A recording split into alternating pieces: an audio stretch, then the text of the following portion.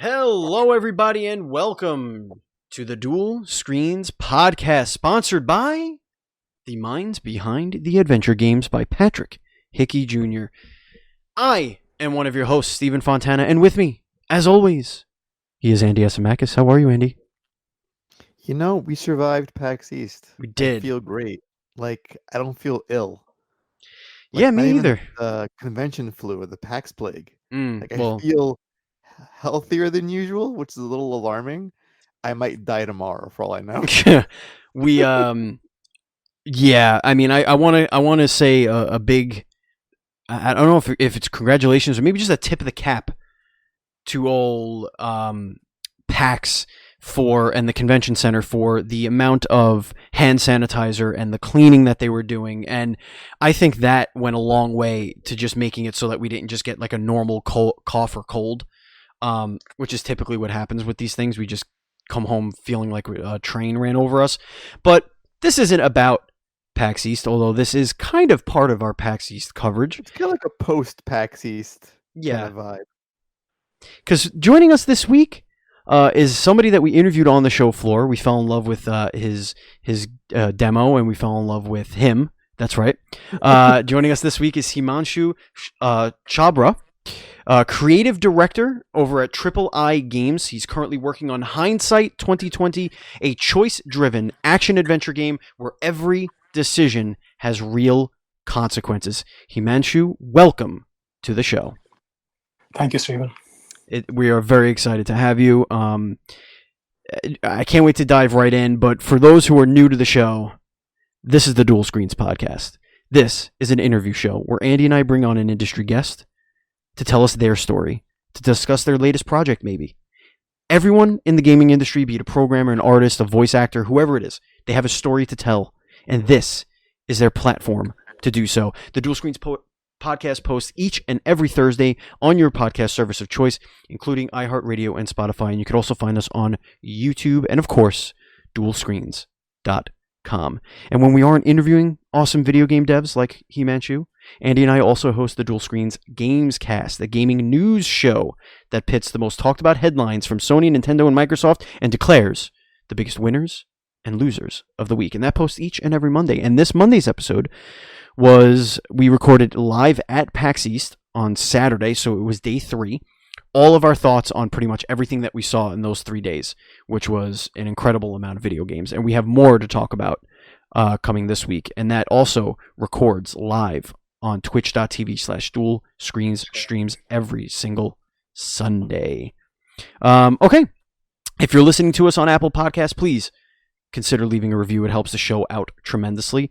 And if you want to support us monetarily, if you want to give us your cold, hard cash, you could do so by going to patreon.com/NDS podcast, just like our Patreon producer, Colton, the apprentice Nestler. We cannot continue to grow without all of your support. So please, if Patreon is your thing, if you like supporting small content creators and you want to see them grow, the best way to do it, tell your friends about the show and head over to Patreon. $1, just $1. If you give $1 a month, you get into our VIP Discord where you can chat with us, with each other, indie dev guests, and of course you get a bonus episode every month, and you get to vote on the topic of that bonus episode. And that's just $1. Imagine what you could get for $3.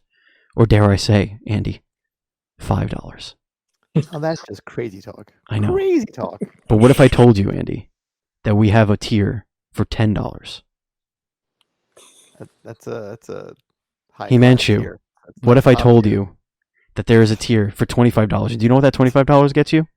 You get to record a show with us, which Hemanshu gets to do for free because he's our guest. Oh, wait, no, he doesn't. I was going to charge him with an email. A Venmo, I knew there was a catch. A Venmo payment request for $25. Yeah. Well, welcome to the show. Welcome to we do it for free, Andy. You and I do it for free, unfortunately. Hemanshu, welcome to the show. It's a pleasure to have you here. Pleasure to be here, Stephen. How was your PAX East, man? You said your voice is starting to go on you. I right before we hit record, you were telling us that you just had a crazy line there, pretty much consistently. How was your PAX East? It was intense. Probably the most intense show we've been to. We had like queues and queues of people stopping by our booth, and a lot of press as well stopped by and had a lot of good things to say about our game. I'm a developer. I usually don't talk that much, and I lost my voice on day two because I had to, I'm passionate about my game, so people like yourself came by, and I was in like fully on. So now I'm recovering, and I have a lozenge in my mouth that is trying to help my voice heal while I talk to you. Well, we do appreciate you gutting through this and getting through it with us, because you do have an incredible story to tell. Just going from the companies you've worked for, the work that you've done in the past, to what brought you to Hindsight 2020. I guess let's start with Hindsight 2020. Can you give our listeners what is Hindsight 2020? Sure, absolutely. So Hindsight 2020 is a choice-based action adventure with morality decisions. So this game lets you relive your past and fix all of your mistakes for vastly different gameplay and story experiences. So I worked at BioWare, and most of my team has worked at BioWare and Sucker Punch.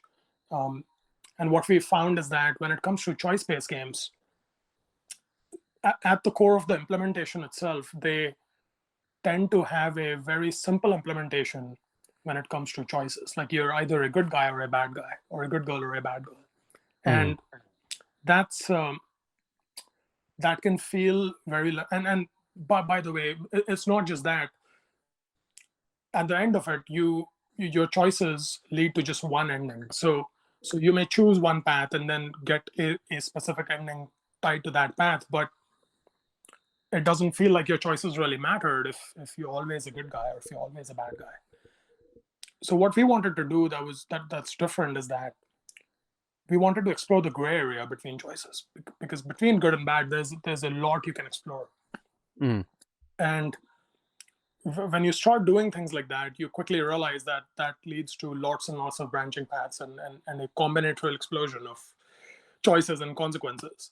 So in order to tackle that problem, we wrote an engine called the experience engine, which actually allows us to manage all these branching paths and have it lead to one of 7 different endings, none of which are perfect in this game.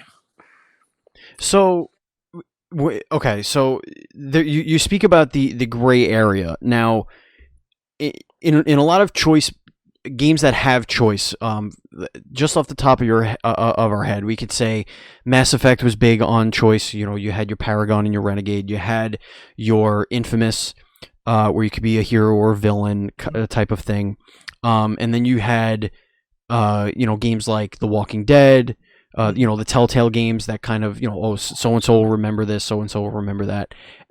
But it seemed that the main thing, especially in Mass Effect, where it was really egregious, no matter what your choices did, it only the scene that you were making those choices in really seemed to change.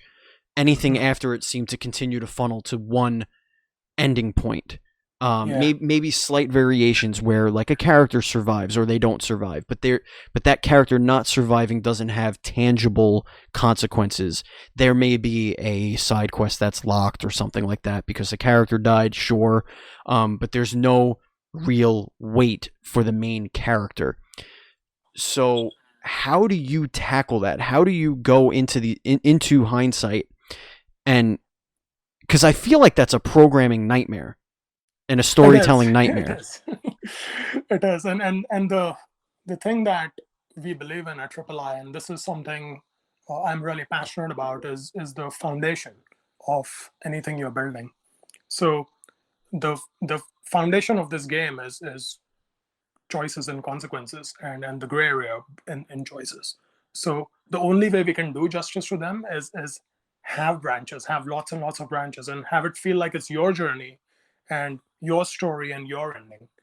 And that is not going to happen if we just push you back to the path that you're supposed to take. Like you should feel like this is something you did and it led to your journey and your ending. So for that we wrote an engine. Like that was the first thing that we had to do. And I spent about 1.5 years just working on the engine. So for Okay. that 1.5 years, we literally had nothing to show. And that's very unlike what you do in the industry, or that's very unlike most games in general. Like, Yeah. what happens with most games is you build a prototype and then you don't throw away the prototype. You're like, all right, it's good enough, and we'll have the game. Huh. Had some more of a prototype of, okay, what's the combat going to be like? We threw that away and we started from scratch, and we took 1.5 years to just build the technology that allows us to track everything, that allows us to say, okay, if person A did choice XYZ, it would lead to branch 1, 2, 3, which would lead to ending D. So this is the technology that we are using to provide those handcrafted experiences to you as the player.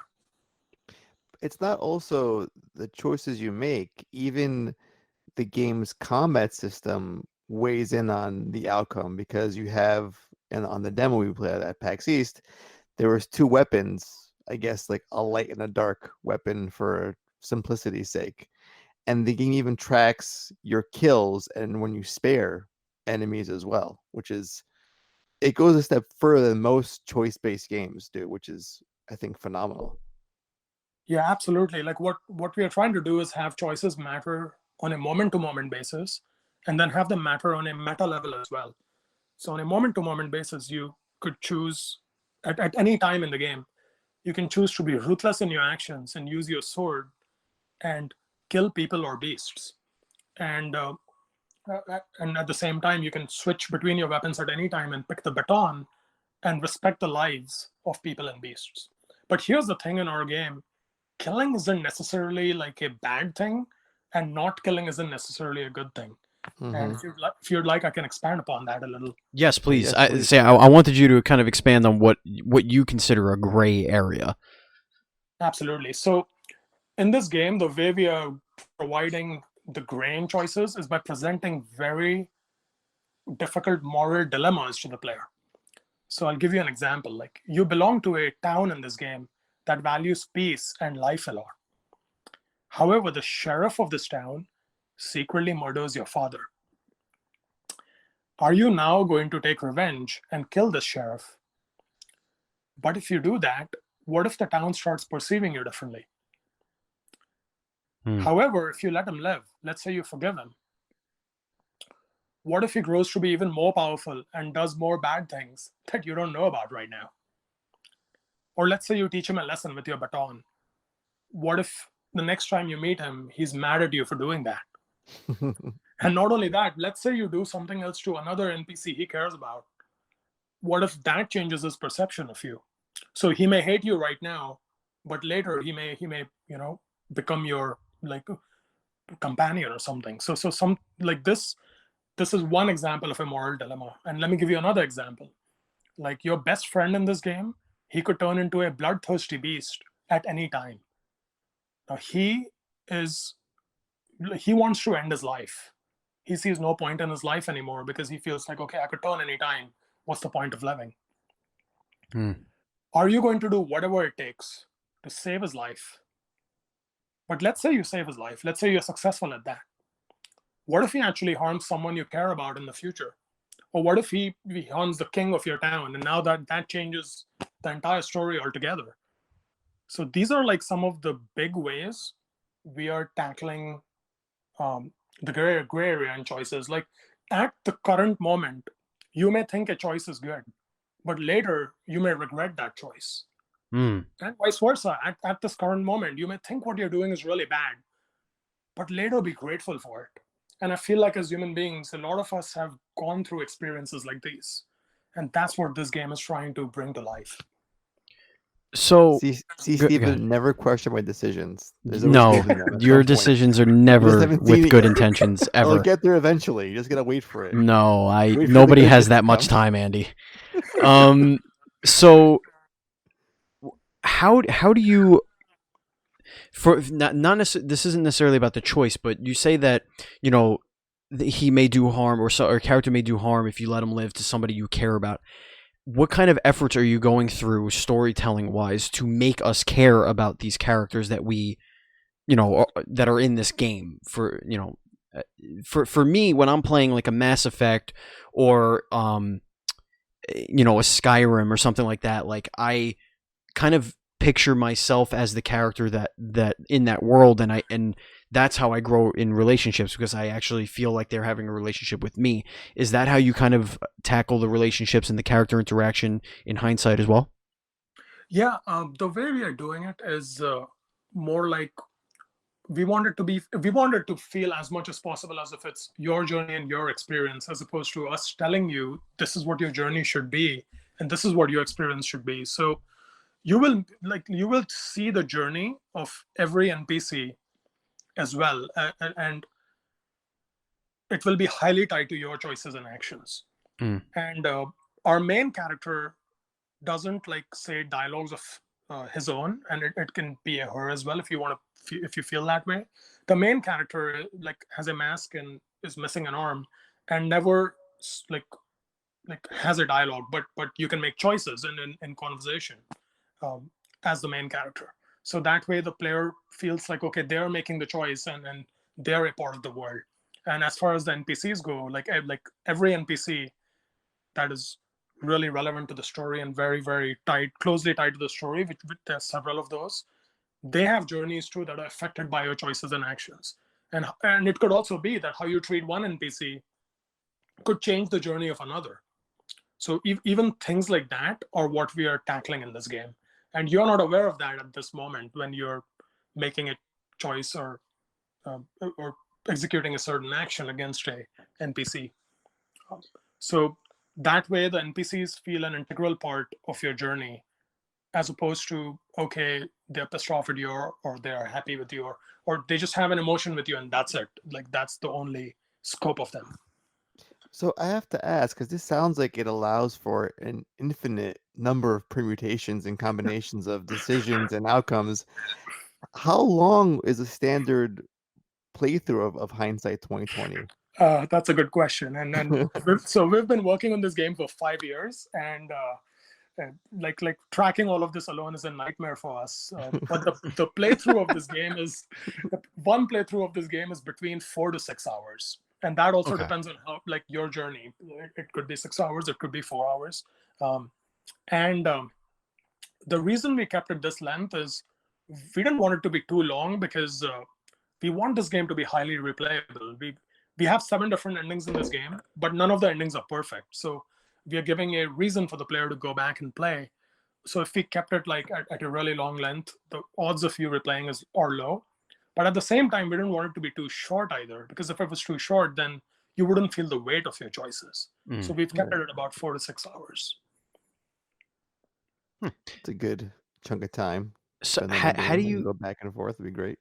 Yeah, I guess it's not a concern, but it's more of a confusion for me, because very rare do you have a 4 to 6 hour game that actually makes you care about the world that you are playing in. Like some of the, when you look at RPGs, like the classic games that I care about the characters, just for me, is like, a Final Fantasy, because you're playing for 20, 25, 30 hours with these characters, and you're getting to know their idiosyncrasies, the way they interact with each other, and they have these long branching storylines and stuff like that, especially in BioWare games. Though they're great at character development and stuff like that. How are you going to kind of truncate that into a 4 to 6 hour experience and make us care that this guy killed your father, or maybe why would I care about this best friend? Like what kind of I guess, how do you tackle that sort of problem? I feel like it could be a problem, I guess, is what I'm saying. Yeah, no, it's definitely a valid concern, and we've given it some thought. What we've tried to do is the way some games tackle it is different than how BioWare games tackle it, and we love how BioWare games tackle it. It's a great way to do it, and we love Skyrim as well. Like we are huge fans of those games too. But the way we are doing it is more like some of the older Zelda games did, like Ocarina of Time did, or Majora's Mask did. Like they have these characters that people still remember, like to date. People still remember Shake to date, for example, and she barely had any dialogue, right? You didn't even know who she was, but her execution made you remember her. and there was a twist too, right? Like it was Zelda. So things like that are what we are focused more on, with like, how do you make a character care when you're interacting with them with much like there's no VO, that it's mostly text. So how do you do that? Well, games have successfully done that in the past. So we are taking some cues from those kind of games. Because we are a small indie team too. I know a lot of people like looked at our game and thought we have like a big team working on this game. We have 4 guys like working on this full time, and we've been doing it for the last 5 years.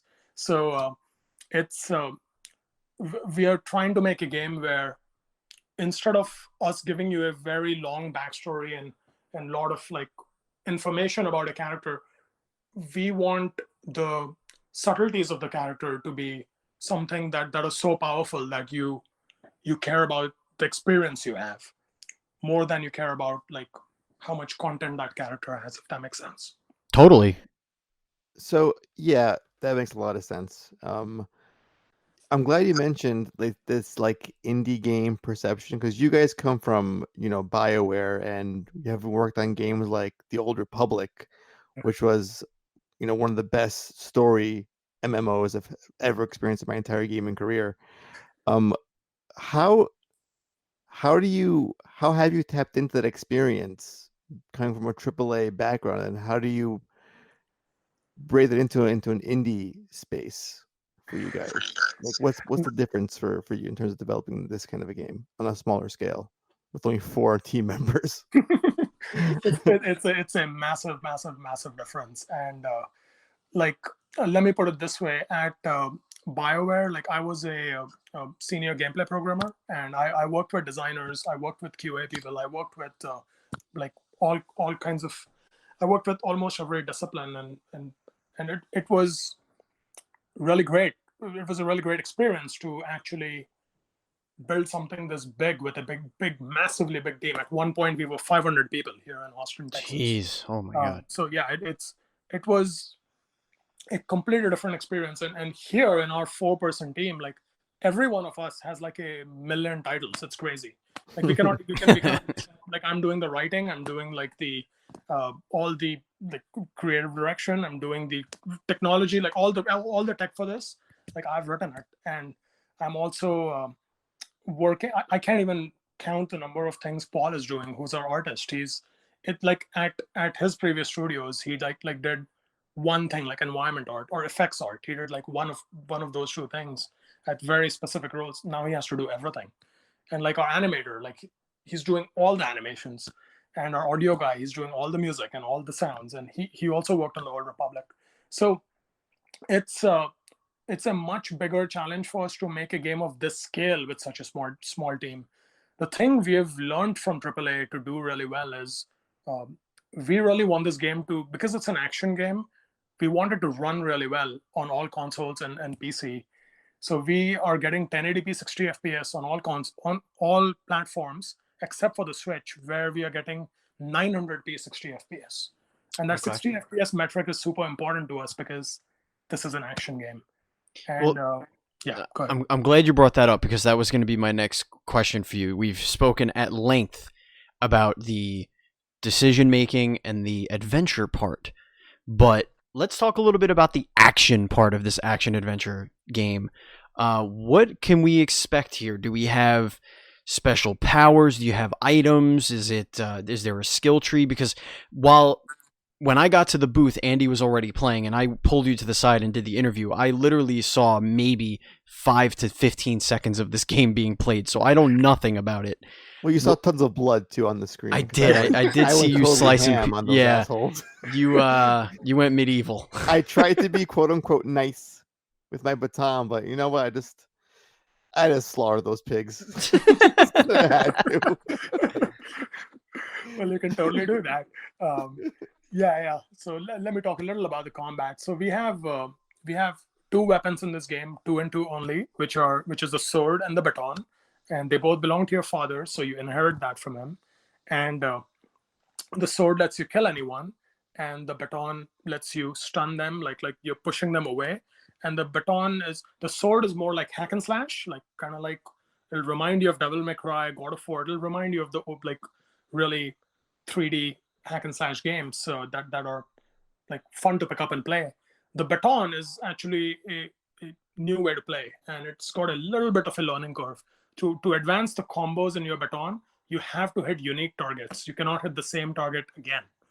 And when you do a 6-hit combo, when you successfully chain it to 6, he does an awesome AoE and pushes everyone away. Now, the way the combat gets deeper is at the 6th hit of the sword, if you kill someone, or if you're able to execute the 6th hit combo and with the baton, something called Shakti is spawned from the NPCs. And once you collect enough Shakti, you can use special abilities, or you can use range attacks, or you can use them in parallel. And if you use them in parallel, you can get the best out of the combat. The special abilities are the things that do upgrade, and they upgrade per weapon, and based on the weapon you use, the upgrade will happen. So if you use the sword more, you will get sword specific special abilities. If you use the baton more, you will get baton specific special abilities. So that's how the character progression happens. Our focus more in this game is the player progression, but because it's also an action game, we also wanted to have a healthy number of abilities that the player has at his or her disposal when they're playing. Well, it helps when you have a badass one-armed character to play as, which I want to say I haven't seen a character that cool looking since Raziel from Soul Reaver. Just the Ooh. design of the main character in Hindsight, it Thank you. immediately pulled me in. Thank The you. look of him. And he's missing an arm. Like, what's up with that? Where does arm go? So let me actually share something with you about that happened at PAX East, which might be one of my best moments as a game developer. We had a one-on woman come and play our game, and Oh, wow. I'm going to post this on social media later. Oh, We wow. actually got a chair for her. The chairs are not allowed in the PAX Rising area. We figured out a way to get one for her. We asked them nicely, and they allowed it. And she played our game with like she played merciful combat even with one arm, and we were blown away. She was really good at the game, and she thanked us for making this game and the representation. And both me and my partner Kevin were there. We were just moved. We just didn't have words for that experience.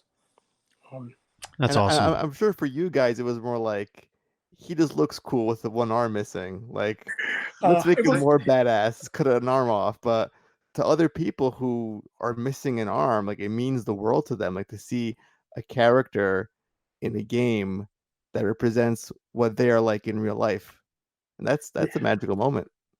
Yeah, it was, and we actually wanted to be an inspiration for anyone who's disabled. Like some people have disabilities that you can't see right away, but with the game, like it's harder to communicate that. So that's one of the reasons we at the beginning itself wanted to make a character with some form of very visible disability. The other thing was also we wanted only one weapon to be wielded at one time for the combat. So there was a game design decision for that to be the case. So, and she noticed that as well, which was mind blowing to us, because she was like, I also noticed that he can only wield one weapon because he has one arm. We were like, wow. And no other player has noticed that up until now. And because she has that perspective, she was able to notice that, which was again overwhelming for us. So that's actually a good segue, because we do have a question from Twitter. This is from Michael Kershaw. He says, talk to me about the design. Character models seem simple, cute, and friendly, but the gameplay showcases very stylish action with a lot of blood. Why the contrast? No, that's a great question. So we actually believe in stylized art, like from the core of our hearts. Our artist worked at Sucker Punch Studios. He worked on Sly Cooper and Infamous, and it's one of the core reasons for doing stylized art is you can exaggerate things. Like, for example, you may have seen our boss. He's actually much bigger than the main character. And when you do realism, it's harder to showcase that. It's harder to showcase scale like that. But the same goes for the Rakshasas. Like they have a lot of, the Rakshasas are the bloodthirsty beasts in our game, I should clarify.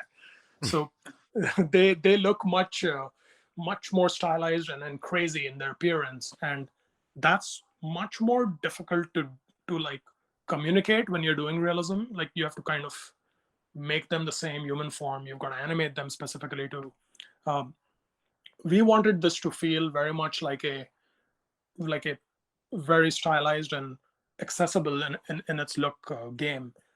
The reason there's a lot of blood is that's the path you're trying to take. It's not blood for the sake of blood. It's more of that's the that can be what your um, actions are actually leading to.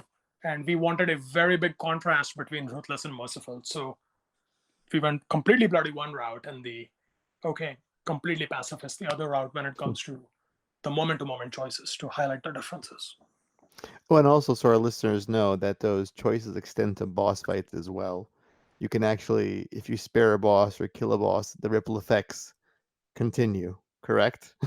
Absolutely, yeah. And Oh and God. yeah, and the bosses in this game, they're also not like what you see in most games. Like the bosses in this game are not caricature like bad boss, bad guy, or something like that. Like they have nuances in their personalities, and depending on how you play, you're just going to see one side of them. So another playthrough of the game and meeting the same boss might make you discover things about them that you didn't know, and that will change your perception about them from the last playthrough altogether. So you, just like in real life, and when you get to know someone, you discover things about them that you didn't know before. I'm still discovering things about my wife. We've been married 5 years, so and then she's about me. So that's one thing that also we wanted to really incorporate in this game. And none of the bosses in this game are just a single archetype. They have nuances, and you will see them in your individual playthrough. What are boss How, fights? I'm sorry, go ahead, Andy. I was like, how can 4 guys make a game so deep? It boggles my mind. You come from a 500 team and you barely scratch the surface on what player choice means. And now you're redefining it completely where it has actual weight to it. And just 4 guys. I don't get it. I don't understand. I mean, Other games as well, but yeah, go ahead. Go ahead. I mean, I would imagine it's just you had either similar philosophies when you were making the games for your previous employers that you couldn't execute on because of the scope of those games. Maybe is that something that kind of led you to this? Like, why did you branch off and decide, no, we're gonna do it this way? So I personally feel like it's harder to take risks in the AAA space now. I feel like to make the kind of game we are making, like it's difficult to even pitch to anyone, because the reason this game is being made is to really help people heal. Like the people in this world now, like myself and my wife, who keep thinking about their smallest mistakes that have happened like even 5 years ago, and find it hard to move on from those mistakes. And that's that's something we've found ways to heal through in our journeys. And I'm really glad we found each other, because I don't know how we would have done it without that. And I feel like the way where the world is going now, with social media in particular, where either you're like the best performer in the universe, either you're like a complete badass, or you're a complete failure. Like the polarity is becoming just normalized. So I feel like I wanted to bring something like to this world where we are able to accept ourselves more.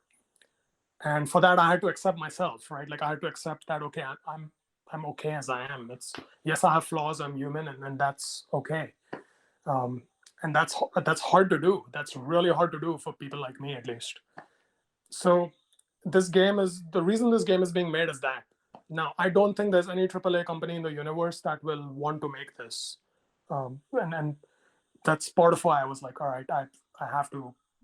I pitched this game to. I pitched a trilogy actually to the people I loved working with, and we all decided this was the right thing to do for us. So that's why we're doing it. So you pitched the trilogy. So now that, I mean, I'm not going to assume that a trilogy is what's still in the plans, but if you were to do something that ties directly to the first game, how are you going to tackle choices carrying over to a continuation of the story? Because like a lot of the games in the past, they kind of dropped the ball on that. Either Just say omitting it. Just say it. what? You know what game you're referring to. It's Mass Effect. It's Infamous. Infamous ignored a whole ending. Basically said the bad ending never happened. Wait, okay, cool. I'm glad I spent 25 hours playing that. And Mass Effect did the same thing. How are you going to tackle that going into future iterations if that's still the plan? So without giving too much away, like it's not going to be Hindsight 2020 2.0 or something in the next one. It's going to be a completely different philosophy, and it's going to be its own thing. It will take the saves from this game. It will take information from this game as well and carry it over, but it's going to be its own different philosophy. So that's the extent to which I can tell you right now. And the only way it'll get made is if this game succeeds. So sure. Yeah, that's how we are this. it as, yeah. But Hindsight 2020 is going to be a complete story, beginning to end. You're not going to feel cheated in any way. Absolutely. Okay. Absolutely. Yeah. Cool. I really like how your approach to this is, again, just to go back to your remarks on social media. Like, we do live in a world of extremes, and there's no room for that gray area anymore. Like, we're judged by, like, we can have one slip up and that could be our downfall. Yeah, and yeah. There's just no room for error, it seems. And your approach is we have to stop calling things good or bad. Like, there's mechanics, and there's context, and there's nuances behind every choice we make, and that's all just been removed from social media. Yeah, I completely agree, and that's been a source of frustration for me. And like what this game is trying to do is also kind of show you in your journey how little you know. Like, you may meet a boss and you may see one side of their personality, or even another NPC that you may be helping. You'll see a specific side of their personality, and then when you meet them again, or if you meet them in the next playthrough, you'll see another side of them. So it also kind of, in a way, can be humbling. Okay, I don't know everything, right? Because if we start thinking that way when we are on social media or when we are interacting with each other, that okay, this person had a slip up, I don't know everything about them, I don't know their journey. So instead of like trolling them, instead of like really glorifying their failure, maybe I should give them the benefit of doubt. They're human, and treat them better. That is something I would like for more people to do. And believe it or not, like, even it's so easy to look at our game altogether, right? Like, and be like, oh, all right, there's a sword, you can be a bad guy, and there's a baton, you can be a good guy. And I have to explain this to people. All right, killing isn't necessarily bad. Not killing isn't necessarily good. And here are some examples. I have to do that myself for this game altogether, right? So because we're trained, boss is bad, kill the boss. It seems like the obvious choice. Right. So it's like, he killed your father, so why shouldn't I kill him? I've got a sword. So it gives you an answer of, okay, here's why maybe you shouldn't kill him. That's something I really wanted to tackle here, because it's been a source of frustration for both me and my wife, and I feel this about women too in particular. Like, I feel like women are like, there's so much pressure on them to be perfect in every way, that I've been inviting women to come and play our game at our booths. Like, if I saw a woman, I was like, all right, please come play this game, and they've actually really appreciated that aspect of it, because that pressure is almost unfair. And I feel men also have it, but that's one area where women have it worse. But that's just my opinion. And I feel like that's what this game is trying to do. Like, instead of us being really obsessed about perfection, what if you're okay with who we are? Like, what is that bad? So that's what we are trying to do here.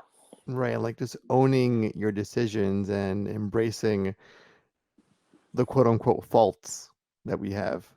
Right, like and our sins. Yeah, absolutely. Like, there are two kinds of mistakes, right? Like, is how I see it. Like, one kind is where you kind of know you're doing something bad. Like, I don't know if smoking might be an example, right? You kind of know that, okay, I shouldn't be doing this. I could get cancer. There's enough data about it, but I'm still going to do it because I'm addicted to nicotine and I'm going to do it. All right. So Right. that's where you know you're doing something bad. But there's another kind of mistake, which is you may think you're doing everything right. You may think that, this is, you have all the information and you make the best possible decision, and then things still snowball out of proportion and go completely wrong for you, completely unanticipated for you. And then you blame yourself for your decisions at the time. That's the mistake that this game also explores. Like, that's the mistake I feel like is much harder to bring to light.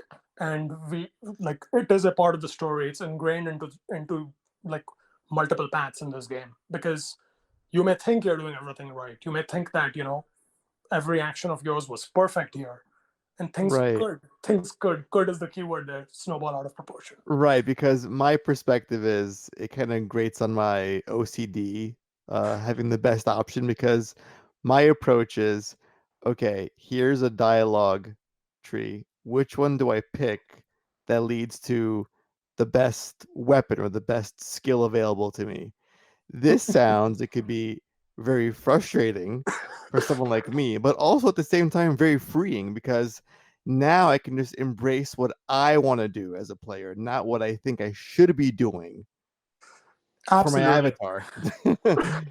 Absolutely. I feel like instead of me telling you as the designer that, hey, this is a good thing and this is a bad thing, I want it to be about how do you feel about this? What is your morality here? Like, what? Because we both may have, we both may look at the same thing and see it very differently. So that's also what this game is trying, and that's one of the reasons we are trying to not tell you a lot in this game. We are not trying to give you a lot of backstory. So the puzzles in this game, for example, they're fun to solve, and then you'll be able to solve them without any issues. But they also tell you something that's meta about the game. And I'll give you a small example. So most of the puzzles, like some of the puzzles have pattern matching, and in most of those pattern matching situations, the pattern matching is, okay, this is the pattern, I've got to match it. But in one particular situation, one of the patterns does not match. Like, you've got to match it differently. And when you do it, it gives you some context to one of the characters. Like what if that character is trying to tell you, hey, try to be an individual in this situation, have your own opinion, don't go by what the mass hysteria is. But the game doesn't tell you that. The game doesn't like present anything, that says, okay, like, this is what he's saying. But some of all the puzzles in this game have some form of subtlety like that. So they're there for a purpose. They're not just there for fodder. This is like therapy. I actually consulted a therapist for some of the things in this game. Like that there's a conversation with your best friend where you're trying to talk him down from jumping through the ledge. And if you say the wrong words, his morale keeps going down. And if his morale is 0, he's going to jump. And like, if you say the right words, like, it'll progress and you'll save him. But again, saving him doesn't necessarily mean it's a good outcome, because what if he harms someone else in the future? God damn it. It's just so layered. I love it.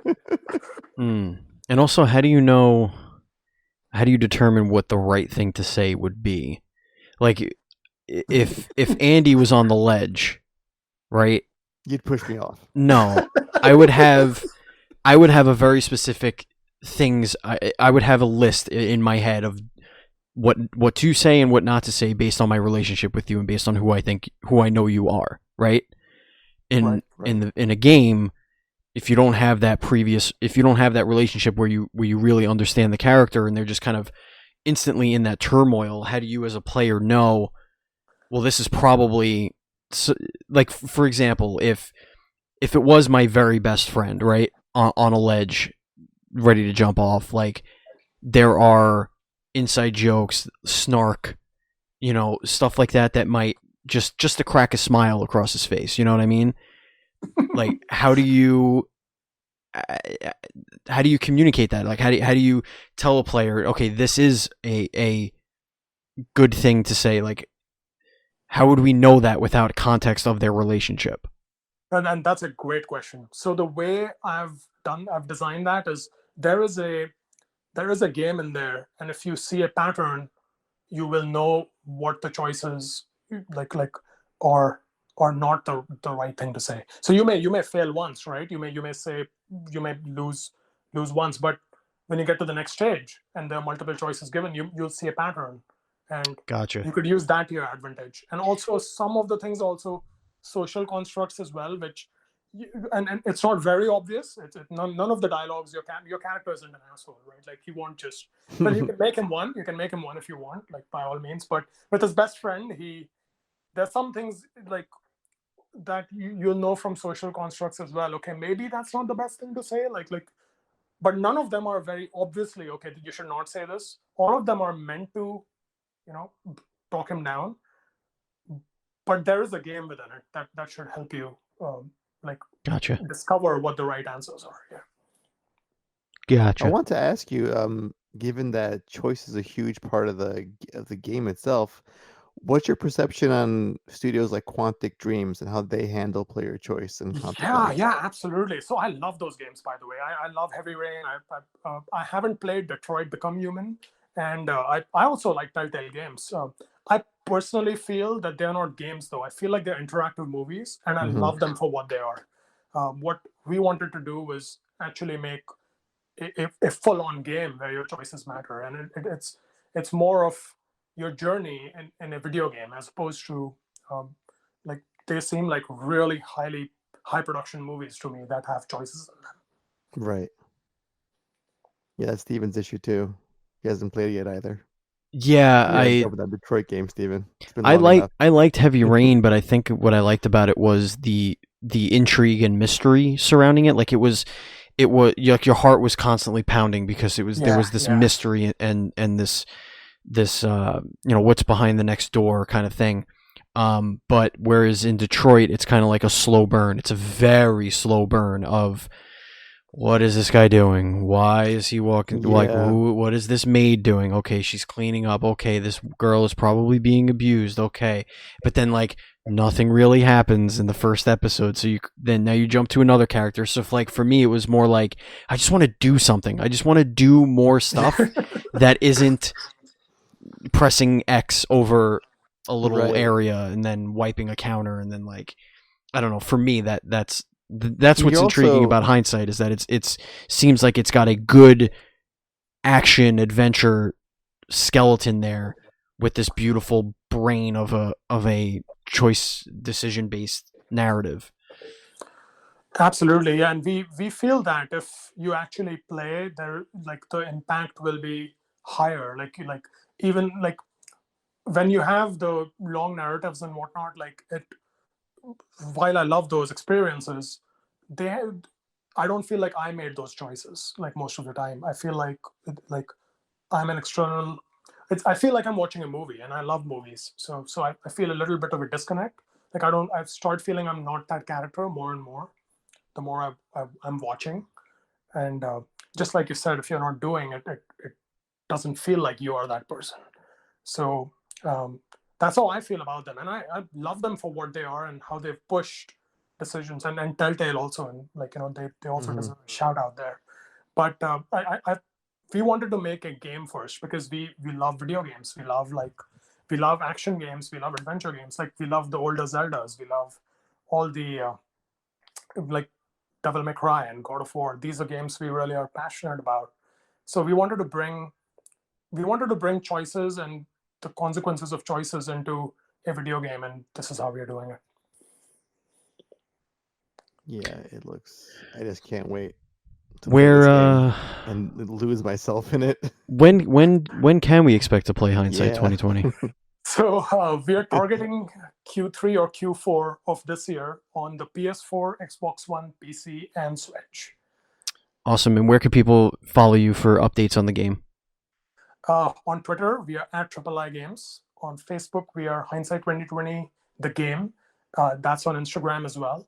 And you could subscribe to our newsletter on our website, which is hindsight2020thegame.com.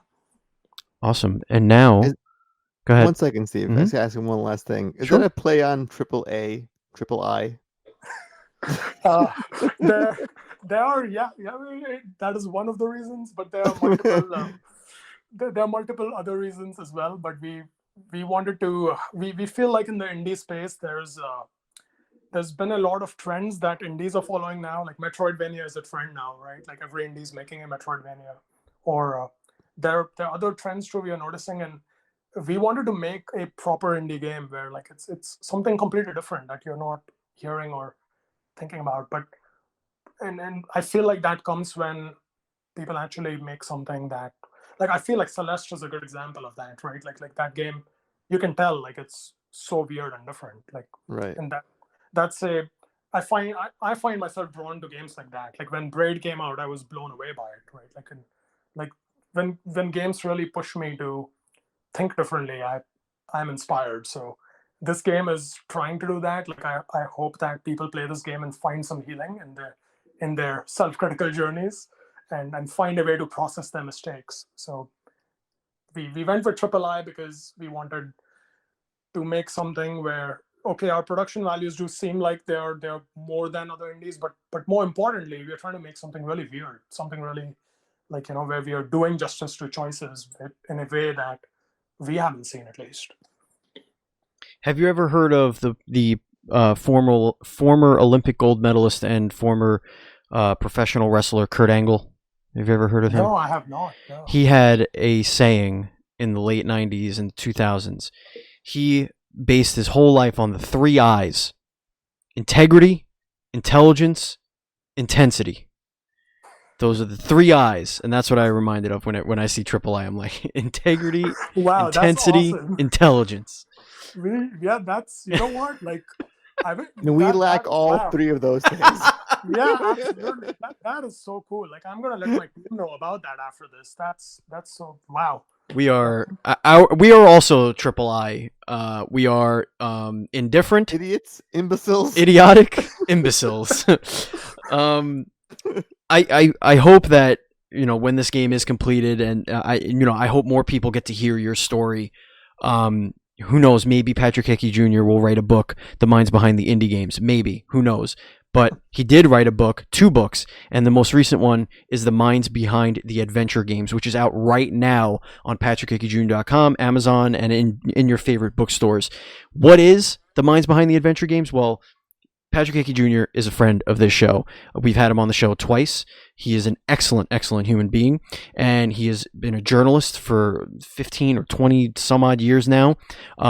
And he wrote a couple of books, and the most recent one is The Minds Behind the Adventure Games. It features interviews with the creators of 31 popular video games, including Grand Theft Auto, Strider, Maximum Carnage, Pitfall. The book gives behind-the-scenes looks at the origins of some of the most enjoyable and iconic adventure games of all time. Interviewees recount the endless hours of painstaking development, the challenges with working with mega publishers, cough, cough, EA, the growth of the adventure genre, and reveal the creative process that produced some of the industry's biggest hits, cult classics, and indie successes. And let me tell you something. Boy, are there some stories in these books. Holy crap. If you want to know what really goes in to developing a game where you have a monolith breathing down your neck and 8 months to make a game that should take 3 years, flip open to almost any chapter in this book. Incredible book. So again, when you do that, we don't make any, he's not paying us to do this. This is a partnership because he helps this show out tremendously. He's always plugging our show, plugging our content. So we only feel like we need to be screaming about this on the mountaintops because his books are incredible. I know Andy's read them. I've read them. I'm actually still in the middle of the adventure games. Just incredible stories. And maybe one day, maybe, you never know. Maybe Hemanshu is going to be in that book about Hindsight 2020. You never know. What's going to happen? You know what's going to happen. You never know. It'll be an honor. Well, I'll hook it up. I don't know if he's making a game that would, or making a book that would fit your game, but I'm sure eventually down the line he will. But now it is time to close out the show with our very favorite and very fun segment, Rapid Fire Questions. This is where we ask you a bunch of really stupid questions, and you give us very quick, very non-stupid answers. Or maybe stupid, who knows? Yeah, we prefer stupid, actually. Yeah, actually, that is true. Andy, why don't you start us off? Why don't you tell our obligatory first question? The always the constant question of this segment is pineapple on pizza, yes or no? No. Ooh. It's okay. He could Don't make editorialize. Just move on. he can make a great video game. We're not but casting aspersions. We're not, saying why he's now even more amazing. He just doesn't have a He- refined now, palate. that's the right choice. He just Man. doesn't Okay, have good a to know. refined There's no gray area palate. with pineapple on pizza. Just so you all know out there. There's only one choice, and he made the right one. Red or white wine? A red wine. Would you rather have the power of flight or the power of invisibility? Flight. Mm-hmm. Mm-hmm. Mm-hmm. Because I could be invisible when I'm flying, so. Ooh, If I'm look the at only that. one flying, right? Like, no one could see me, so I get both. That is very true. That's the first, also. Indeed. That explanation. Cargo shorts. Yes or no? Not for me. Mm. Mm-hmm. But I won't judge anyone who wears them. If your plane was about to crash, Oh God, who please. would you want sitting next to you? Oh man, I can't say my wife because I'd want her to survive. So Yeah, That's a great answer. it's a trick question. You're going down with me. My worst Well, enemy. Yeah, I'm gonna say the right. Well, I don't want to get political, but I think you know my answer. I gotcha. Moving on.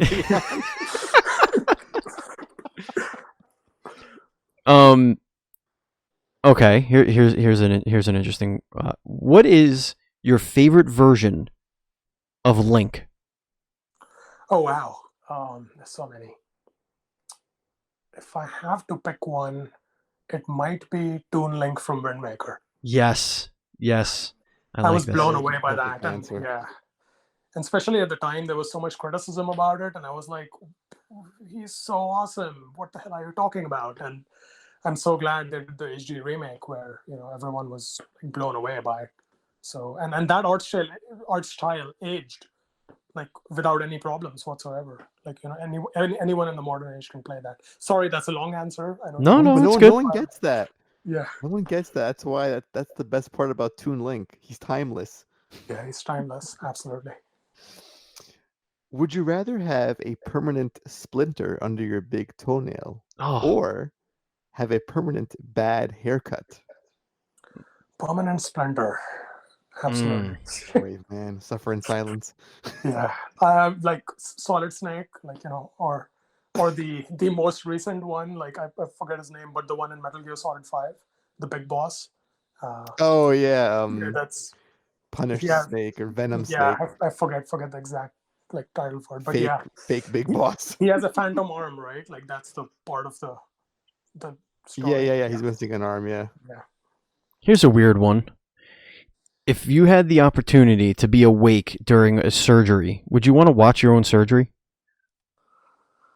No pain, nothing crazy. You're just kind of looking at them cutting you open and moving things around. I'm OCD, unfortunately, so no. I would just freak out like completely. That's just me. When they draw blood from me too, I'm like, good lord. I just look away. That shouldn't be out of my. That should be inside. Put it back. Why did you take that? Yeah. That's not mine. My doctor. I'm sorry. I don't want to cut you off. I don't know if I've told this story, but they tell you have to fast for 12 hours before 8 hours, whatever it is, before your appointment. And so of course I do that. And right before I got my last blood test, I was feeling, I was a little overweight. I wasn't feeling too great. So, and when I'm hungry, I get nauseous. And so he goes in there and he takes the blood, and I'm like, okay, you got your blood? He's like, yeah. I was like, can I please have a glass of water? And he was writing something down, and then he looks up at me and he goes, uh-oh. and the 67-year-old man gets into like a wide base ready to catch me off the table. I was fine. I wasn't going to pass out. I was just feeling nauseous. But he said the look on my face, he was like, I was green, I was sweating. I looked like he was so concerned. Like he like opened the door. He's fanning me with the door, telling the nurse to get me water. And while he's like got his other hand out, ready to catch me if I pass out. It was kind of endearing. It was an endearing moment. But that's the last time I had blood take. I don't do good with blood leaving my body. I hate it. It turned green. Well, that's what he was like. Because I was starving, and then he took like 2 units of blood. So I was like, oh god. Okay, whose question is it? My question? My question. Okay. Would you prefer to work 8 hours standing or 10 hours sitting? I have a standing desk, so Oh wow. yeah, but I do take breaks. I do sit, so that's a tough one. And I was standing at PAX East like all that time because there were no chairs in the PAX Rising area, and my back is totally screwed up thanks to that now. Oh, which reminds me, not to do a quick side note here, sidebar, but what was it like getting chosen for PAX Rising? That's like a huge accolade, being part of that display. Sorry, what was the question again? No, what was it like being part of the PAX Rising booth? Oh no, that was awesome. That was really awesome because again, the funding for this game too is our own. We actually rejected about 6 publishers because Holy they shit. wanted like an ideal ending, like an ideal Hollywood ending, or every single one of them. And we just can't compromise on that, right? Like the whole game is a failure if there's one ideal ending you're trying to get to. So we are funding all of this with our own money. So we couldn't have even gone to DreamHack and PAX. Like DreamHack contacted us and then they gave us Best Action Adventure and they paid for the booth, they paid for the chairs and everything. And PAX also, they gave us a highly subsidized rate. Like we paid about like $1,000 or something. And we could go and demo there completely. So we are really grateful to both of them. We're extremely grateful to that. Like we're grateful to the universe as well for recognizing our game and seeing the potential in it. Because like I said, we are making a weird game. Like, like even the title alone is a risky title. Like we could have called our game The Legend of Jehan, right? And that's a safe title. Jehan is the name of our main character, but we chose to have it be the philosophy, and thankfully it's paying off. Like right now when it comes to the universe, and we are hoping gamers see that as well. We are hoping press sees that as well. And up until now, like all of our previews from the PAX Rising event have been 100% positive. So we are grateful for that as well. And we hope that continues through the review cycle and post-launch as well, because we want it will. Yeah, it most certainly will. Steven? Back to the silly shit, all right? Yeah. Stop with the heavy stuff. Got too real there for a minute. And wipe a tear away. That was nice. Would you rather have a perpetual feeling of having to sneeze, but the sneeze never coming, or having to pee even after you peed? Oh my god, that's a tough one. I'm gonna choose sneeze. Yeah. You know what? I would choose that too because, not to get too graphic, but just last night I felt some kidney pangs. Thinking some kidney stones coming on soon. Oh, here they come. And it's the feeling of always having to pee, but you can't pee. It is the most infuriating thing ever. Ever. All right, I have a 2-part question. Oh, here we go. So the decision of one will determine how you answer the second one. Okay. Okay. What is one food you can't live without? Wow, that's a good one too, because I like a lot of food. Like I'm not that As picky. do I. I'm thinking. I'm a fat girl living in a Now, body. is it a cuisine or is it a specific dish? Anything. Like, what's your one go-to, never fail? Like when you feel like you want to eat something that's going to satisfy you, what you go to? It's got to be Thai food. I just absolutely love Thai food. So. Okay.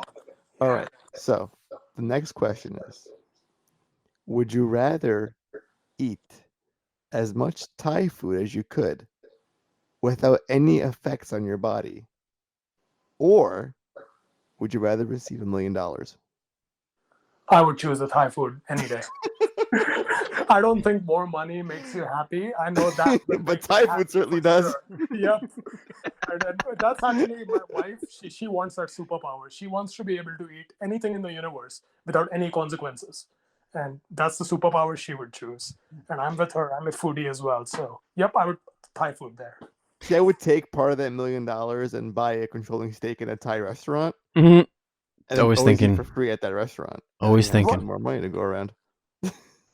You can do that, but there are consequences, right, to your body and everything. Oh, here we go. Consequences from the hindsight guy. Here we go. Like, if I could eat as much Thai food as possible without any consequences, good Oh, lord. I that's would do true. that. Because if you took the $1 million and you bought a Thai restaurant, you could eat and you would.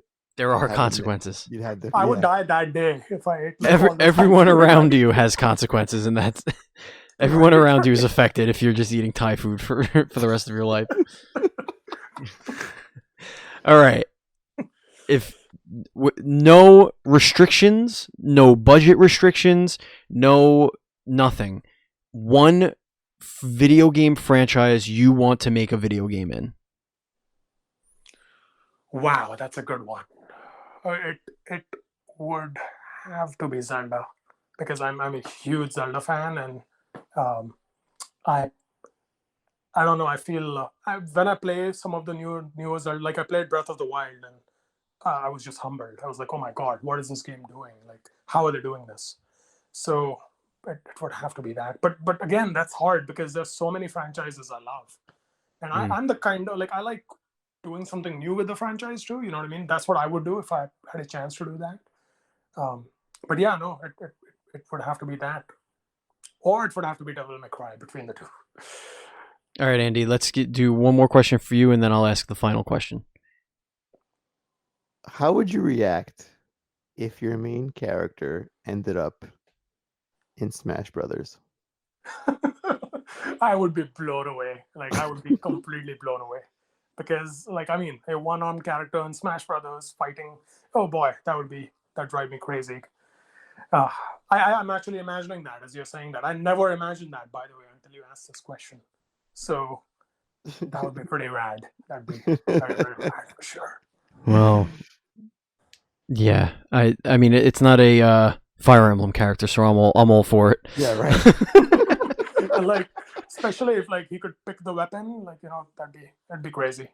Or like the forward B would be the baton, you know, attack that kind of like deflects them a little bit. You got options here. You have options here. I'm liking this idea more and more now. All right. The final question before we say goodbye to our beautiful listeners and each other for the day and you know, possibly for weeks or months. And this is a very important question. Okay.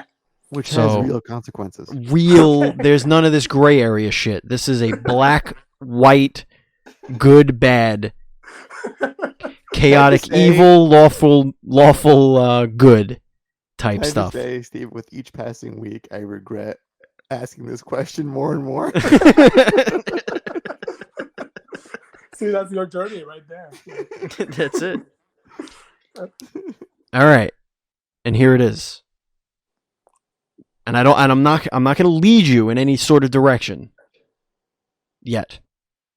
Okay. Andy or Steve? Oh boy.